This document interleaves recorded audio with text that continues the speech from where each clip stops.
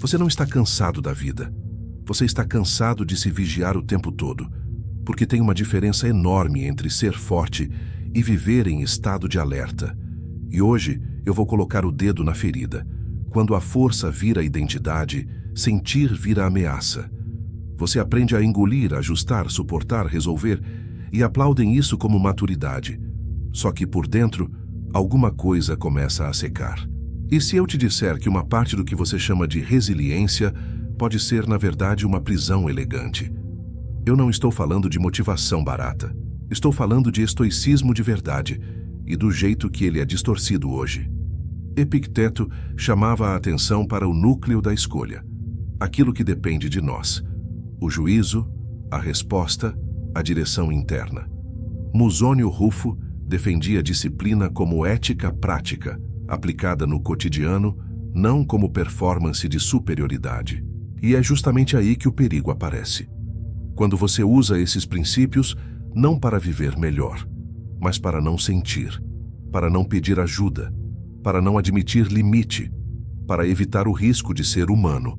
Então me responde com honestidade, sem pose. Você tem autocontrole ou está em guerra contra si mesmo? Fica comigo até o final, porque eu vou te entregar uma recompensa bem concreta, uma lente prática em 3 camadas para você identificar, com clareza, se a sua disciplina está te libertando ou te anestesiando. E como voltar ao estoicismo vivo sem cair em clichê. Se isso já te pegou, comenta uma frase simples: eu quero estar vivo. E segue o canal, porque o que vem agora pode mudar a forma como você se trata.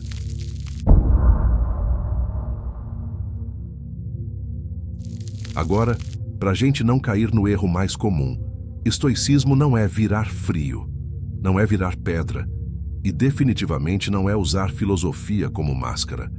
Estoicismo é, antes de tudo, uma filosofia prática de vida, uma forma de treinar a mente para agir bem, com clareza, especialmente quando o mundo aperta. O estoico não tenta controlar o universo.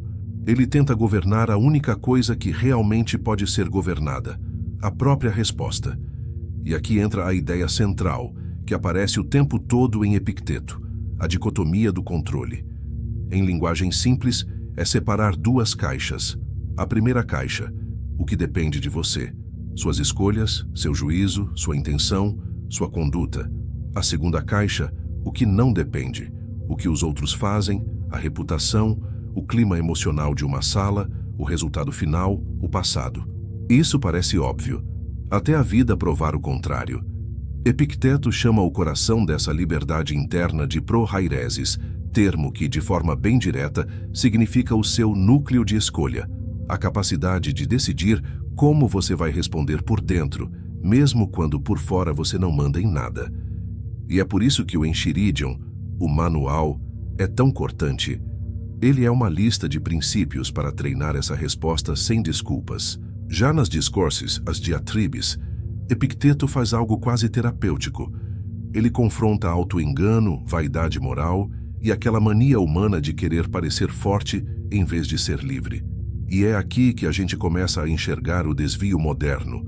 Usar essa caixa do não depende como fuga. Você não controla a opinião do outro, verdade. Mas isso não significa que você deva engolir tudo. Você não controla o passado, verdade. Mas isso não significa que você deva apagar o que sente. Então guarda essa frase, porque ela vai ser o fio do vídeo. O estoicismo não é uma técnica para não sentir. É uma ética para não ser governado pelo que você sente. Se você quer a recompensa do final, a lente prática que separa a disciplina de anestesia, você precisa entender isso aqui. Então, se faz sentido, já deixa o like agora, porque isso ajuda esse vídeo a alcançar mais gente que está vivendo em silêncio. E no próximo capítulo, eu vou nomear exatamente o que a gente está chamando aqui de estoicismo perpétuo. A armadura moderna que parece maturidade, mas cobra um preço escondido.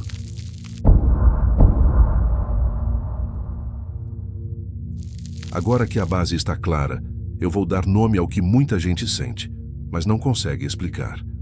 Eu estou chamando de estoicismo perpétuo aquele modo de viver em que o autocontrole deixa de ser ferramenta e vira armadura.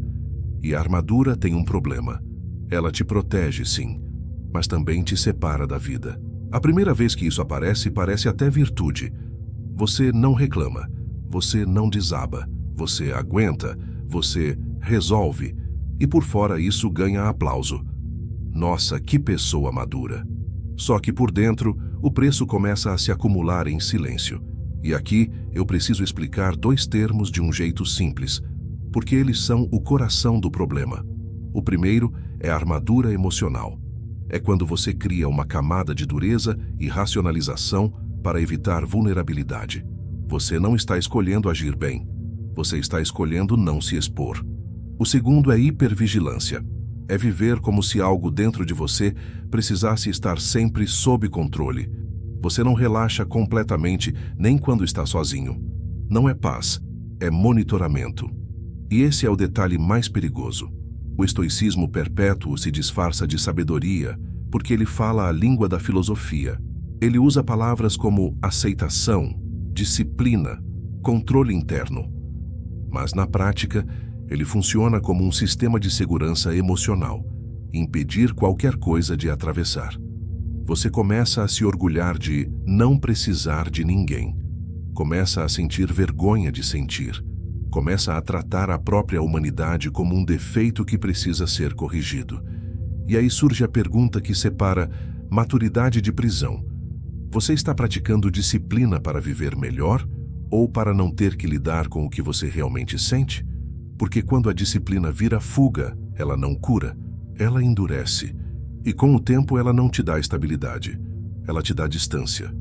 Você fica bem demais para ser tocado e longe demais para ser amado de verdade. No próximo capítulo, eu vou usar Epicteto de forma bem direta, porque é aqui que muita gente comete a distorção fatal. Transformar "não depende de mim" num álibi para evitar conversas, limites, pedidos e verdade. Se você está se reconhecendo, comenta só uma palavra: armadura. Às vezes, nomear é o primeiro rasgo de liberdade.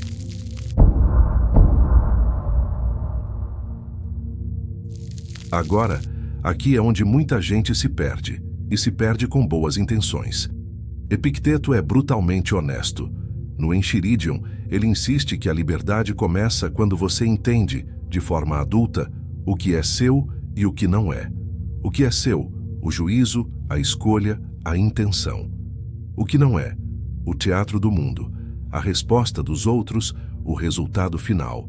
Só que existe uma forma de usar essa verdade como cura, e existe uma forma de usar essa verdade como esconderijo. A leitura errada começa assim: se não depende de mim, então eu não preciso sentir nada. E isso parece forte, mas é só um jeito sofisticado de fugir da experiência humana. Vamos deixar isso concreto. Você não controla a opinião dos outros, mas isso não significa que você deva aceitar desrespeito calado. Você não controla o humor do seu parceiro, mas isso não significa que você deva abandonar a própria necessidade para não criar conflito. Você não controla o passado, mas isso não significa que você deva fingir que ele não deixou marca. O estoicismo de Epicteto não é sobre virar insensível, é sobre não permitir que o mundo arranque de você o governo interno. E isso exige coragem, não anestesia. E aqui entra de novo a palavra-chave, prohairesis, seu núcleo de escolha. Ela não serve para te transformar numa estátua. Ela serve para você escolher com lucidez. O que eu faço com isso? Mesmo quando dói, mesmo quando dá medo. Nas discourses, Epicteto tem esse tom de mestre que puxa a pessoa para fora do auto-engano. Ele não está treinando você para parecer sábio. Ele está treinando você para não ser escravo de impulsos, de carência, de aprovação. Então aqui vai a pergunta que corta o problema no meio. Você está chamando de aceitação aquilo que na verdade é resignação? Porque resignação é quando você desiste de si para evitar dor. Aceitação é quando você para de brigar com o inevitável, mas não abandona sua verdade. E tem um sinal muito claro: quando não depende de mim, vira fuga, Você usa a filosofia para evitar 3 coisas que todo ser humano precisa em algum momento: limites, dizer até aqui; pedidos, admitir eu preciso; vulnerabilidade, confessar isso me afetou. O estoico vivo não nega isso. Ele só não se deixa governar por isso. No próximo capítulo, a gente vai descer para o corpo e para a mente. O preço psicológico dessa armadura. Quando o autocontrole começa a virar supressão, ruminação e aquela secura interna que ninguém vê. Se isso está te abrindo os olhos, deixa o like agora e compartilha com alguém que vive dizendo tá tudo bem com a voz de quem não aguenta mais.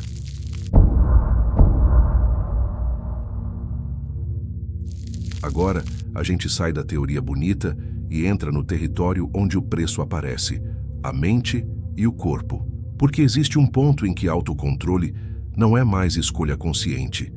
É reflexo, é mecanismo. E quando chega aí, ele começa a cobrar em moeda silenciosa. Primeiro, eu preciso definir um termo com clareza, sem complicar. Supressão emocional. Supressão é quando você sente algo, tristeza, raiva, medo, frustração, e em vez de reconhecer e processar, você empurra para baixo como se aquilo não existisse. Você fecha a porta por dentro. Só que emoção não some.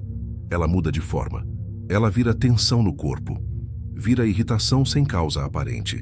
Vira cansaço crônico. Vira aquela sensação de estar sempre aguentando. E aí entra o segundo termo, ruminação. Ruminação é quando a mente fica girando em círculos, como se pensar mais fosse resolver o que você está evitando sentir. É um loop, um labirinto. E quanto mais você tenta controlar a experiência interna com o pensamento, mais o sistema liga o alerta. E tem um terceiro termo. Esse muita gente vive e nem sabe o nome: alexitimia. Alexitimia é uma dificuldade de identificar e nomear o que você sente. A pessoa não é fria. Ela é, muitas vezes, desconectada de si. Ela até percebe algo, mas não sabe dizer o quê. É como tentar ler um mapa sem legenda. E agora repara como isso conversa diretamente com o estoicismo perpétuo. Quando você vive em hipervigilância, você começa a tratar emoção como falha. Você vira gerente de crise de si mesmo. Você administra a própria humanidade, como se fosse um problema operacional. E o resultado é cruel. Porque por fora, a pessoa parece impecável, mas por dentro, ela está ficando estreita. Ela não chora, mas também não se alegra com verdade. Ela não explode, mas também não relaxa. Ela não pede, mas também não recebe. E aqui vai um exemplo cotidiano que quase todo mundo desse público conhece. Você passa por um dia pesado, cheio de responsabilidades, gente cobrando, problemas, contas, família, trabalho. Você chega em casa, deita e o corpo não desliga. A mente não desliga. Você pega o celular só 1 minuto e quando percebe passou meia hora, 1 hora, 2. Não é descanso, é fuga. É anestesia socialmente aceita. Isso é o preço psicológico da armadura. Você precisa de pequenas fugas para suportar o próprio estado interno. E agora a pergunta que eu quero que você responda para si com coragem. Você está tentando controlar emoções ou está tentando evitar se encontrar? Porque quando a vida vira só sobrevivência, a gente começa a chamar de resiliência aquilo que, no fundo, é só falta de espaço interno. No próximo capítulo, a gente vai trazer Musônio Rufo para a mesa. Disciplina como virtude real e o perigo de transformar virtude em dureza, moralismo e performance. Se isso faz sentido, comenta, eu me reconheci. E fica, porque a virada do vídeo é exatamente aqui.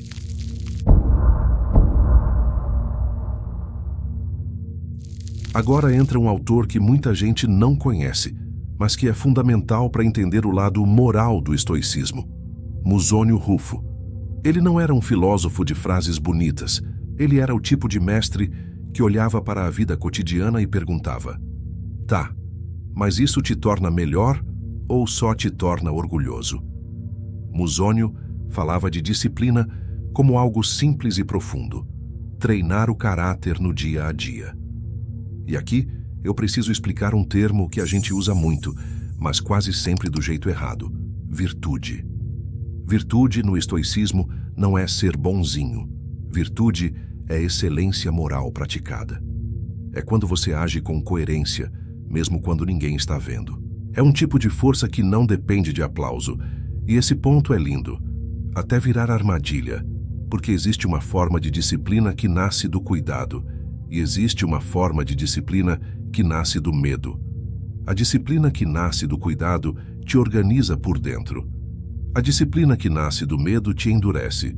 E Musônio, com essa ênfase em vida simples e autocontrole, pode ser mal interpretado por pessoas que já têm tendência a se cobrar demais. A pessoa lê disciplina e entende inflexibilidade. Lê virtude e entende perfeição. Lê domínio e entende nunca falhar. Aí a virtude vira um palco, um tribunal, uma prova constante de valor. E esse é o ponto em que o estoicismo vira moralismo. Não no sentido de ter moral, mas no sentido de viver como se você estivesse sempre sendo avaliado. Até por você mesmo. E deixa eu te mostrar a consequência mais silenciosa disso. Quando você transforma virtude em performance, você perde uma coisa essencial para qualquer crescimento genuíno: honestidade interna. Você começa a esconder de si aquilo que não combina com a sua imagem de forte. Você começa a racionalizar tudo para não se sentir frágil. Você começa a confundir superioridade emocional com maturidade. E aí acontece uma tragédia elegante. Por fora, você parece firme, mas por dentro, você fica duro. E dureza constante não é virtude, é desgaste. Então segura essa frase, porque ela é uma chave do vídeo. Disciplina sem ternura vira rigidez. E rigidez não é força, é medo vestido de controle. Agora me responde com sinceridade: a sua virtude te aproxima das pessoas ou te coloca acima delas? Porque quando a disciplina vira pedestal, o coração vira pedra. No próximo capítulo, a gente vai tocar no ponto que muita gente evita: o custo espiritual. A erosão da alma, a perda do sagrado cotidiano, e como o excesso de controle pode matar justamente a experiência humana autêntica que você diz querer viver. Se esse capítulo te acertou, comenta. Sem performance. É um compromisso simples e poderoso.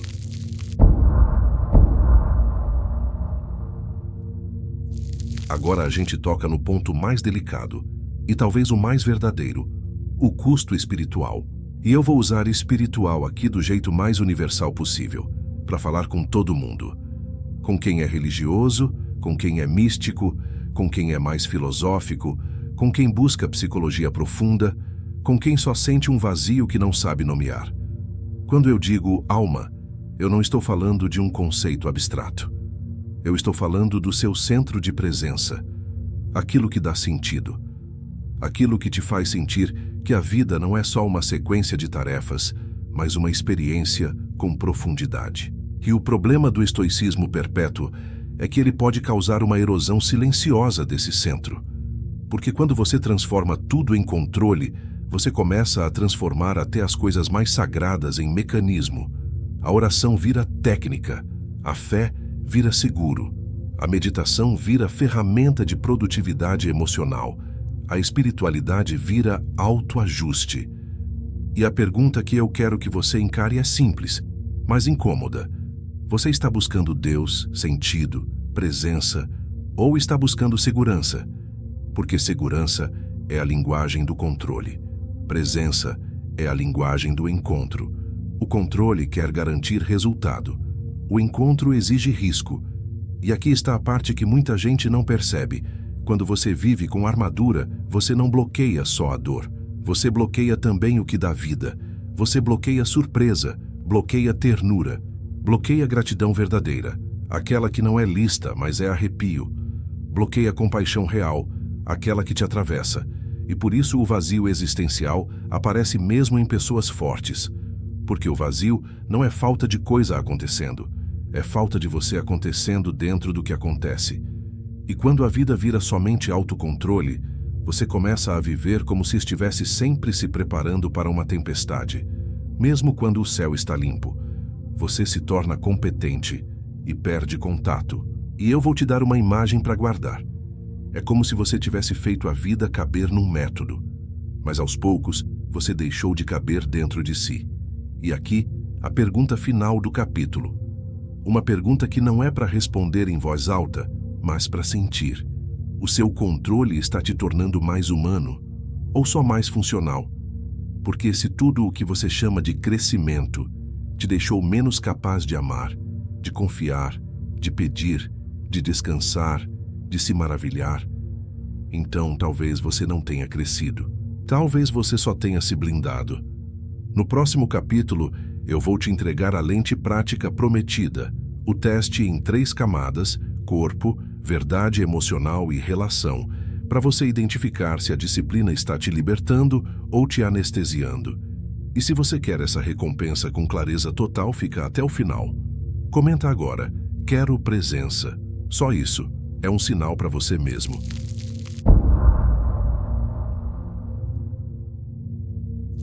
Agora vem a recompensa que eu te prometi desde o começo.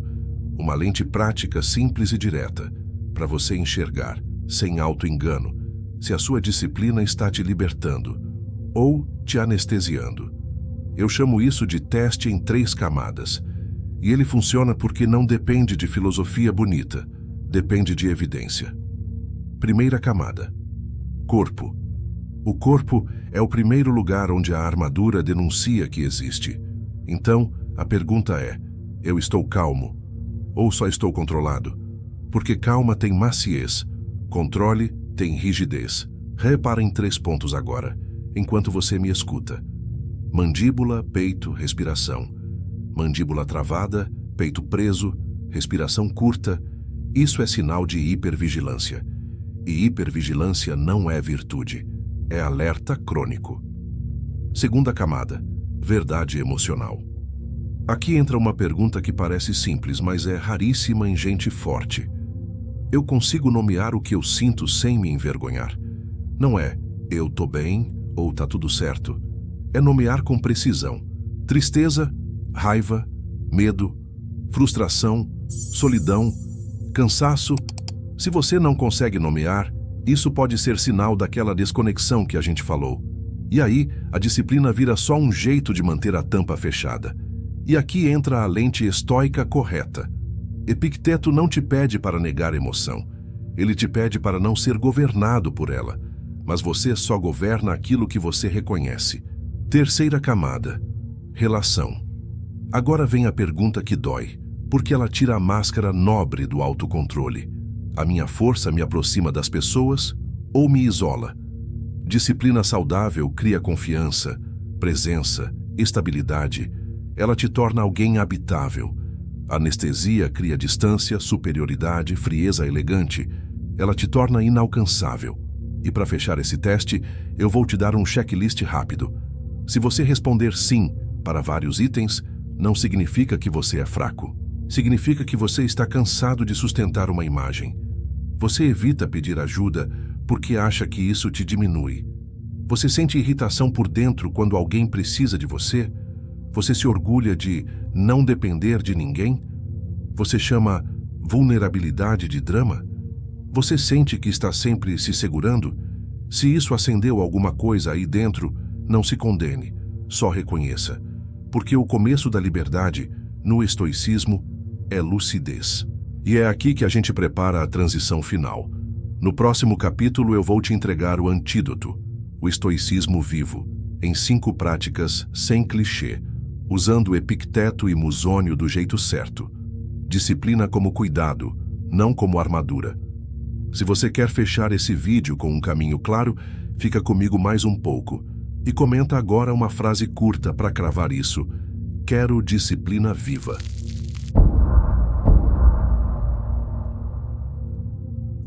Agora, a gente sai do diagnóstico e entra no caminho. Porque a intenção aqui não é te convencer de que disciplina é ruim. Pelo contrário, disciplina é preciosa. O que destrói é quando ela vira armadura. Então eu vou te entregar 5 práticas objetivas, sem frase motivacional, sem pense positivo. para você construir o que eu chamo de estoicismo vivo, disciplina que te organiza por dentro, sem matar sua humanidade. 1. Nomear sem drama. O que está acontecendo em mim? Isso parece simples, mas é o oposto do estoicismo perpétuo. Ao invés de engolir, você faz um ato de coragem. Você nomeia. Não é "tô mal", é mais preciso. Eu estou frustrado. Eu estou com medo. Eu estou triste. Eu estou com raiva. Eu estou exausto. Nomear não é se vitimizar. Nomear é parar de fugir. E aqui tem um detalhe estoico. Você não é obrigado a obedecer o que sente, mas você precisa reconhecer o que sente para escolher com clareza. 2. Separar fato de narrativa. Epicteto na veia. Epicteto trabalha o tempo todo a ideia de que a dor psicológica cresce quando a gente confunde o que aconteceu com o que a gente concluiu. Então faça esse corte, como treino. Fato. O que aconteceu, nu e cru. Narrativa. O que eu disse para mim sobre isso. Exemplo. Fato. A pessoa não respondeu minha mensagem. Narrativa. Eu não importo. Estão me descartando. Eu sou sempre o último. Quando você separa, você volta para a sua prohairesis, o núcleo de escolha. A partir daí, você decide ação, não reação. 3. Ação mínima virtuosa. Musônio aplicado, sem perfeição. Musônio é vida prática. E vida prática exige uma pergunta honesta. Qual é a menor ação possível que me alinha com quem eu quero ser hoje? Não é a ação perfeita, é a ação mínima. Se você está exausto, a ação mínima é descansar sem culpa. Se você está evitando uma conversa, a ação mínima é marcar o momento e abrir com verdade. Se você está se anulando, a ação mínima é dizer até aqui uma vez. Virtude aqui não é pedestal, é coerência pequena, repetida. 4. Limite. Blais pedido. Maturidade não é aguentar calado. Esse é um dos pontos mais difíceis para quem vive em armadura. Aprender a fazer duas frases que parecem perigosas. Limite. Eu não posso. Eu não aceito. Até aqui. Pedido. Eu preciso de ajuda. Eu preciso de tempo. Eu preciso que você. Isso não te torna fraco. Isso te torna real. E o estoicismo vivo não tem medo do real. Ele tem medo do auto-engano. Se a sua disciplina te impede de pedir, então ela não é disciplina. É medo travestido. 5. Ritual de integração. Diário breve e exame do dia. Aqui entra a prática que une Epicteto e Musônio com uma beleza simples. Um ritual curto, diário, para integrar, não para performar paz. Você pode fazer assim em 3 minutos. O que me tirou do centro hoje? Que juízo eu dei que piorou tudo? Qual resposta mais virtuosa eu posso escolher amanhã? Isso é estoicismo vivo. Não ser impecável, mas ser consciente. E agora, eu quero te dar um exemplo final, bem humano, para você sentir a diferença. Ao invés de dizer, tá tudo sob controle, você diz, hoje foi pesado, eu estou tentando, e eu preciso de descanso. Isso não é fraqueza. Isso é coragem sem máscara. No próximo e último capítulo, eu vou fechar com a pergunta que fica ecoando, para você sair daqui com uma sensação clara. Disciplina pode ser liberdade, desde que não custe a sua alma. Se até aqui isso te ajudou, aproveita e se inscreve no canal, pare, porque esse tipo de conteúdo não é feito para te entreter, é feito para te acordar.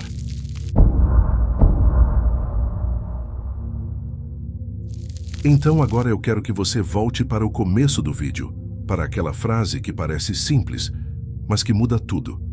Você não está cansado da vida. Você está cansado de se vigiar o tempo todo. Hoje a gente viu com clareza onde o estoicismo vira cura e onde ele vira veneno. Com Epicteto, a gente aprendeu que a liberdade nasce quando você volta para o seu núcleo de escolha, sua prohairesis, e para de ser sequestrado pelo que não depende de você. Com Musônio Rufo, a gente lembrou que virtude não é pose. É prática humilde, cotidiana, sem palco. E a recompensa que eu te prometi foi essa lente. O teste em 3 camadas, corpo, verdade emocional e relação, para você enxergar se a sua disciplina te libertou ou te anestesiou. Agora, eu vou te deixar com uma pergunta que não é confortável, mas é honesta. Você quer ser invencível ou você quer estar vivo? Porque invencível é uma fantasia do medo. Vivo é uma escolha diária de presença. Talvez pela primeira vez em muito tempo, você não precise provar nada. Você só precisa voltar a caber dentro de si. Se esse vídeo te tocou, faz duas coisas agora, bem simples. Comenta: eu escolho presença, e compartilha com alguém que vive aguentando tudo em silêncio. E se você quer aprofundar isso de um jeito ainda mais prático, assiste o vídeo fixado aqui no canal, porque lá eu te mostro como aplicar essa lente em situações reais: família, trabalho, relacionamentos e aquele vazio que aparece quando você finalmente para. Se inscreve, porque a verdadeira força não é a que endurece, é a que te devolve por dentro.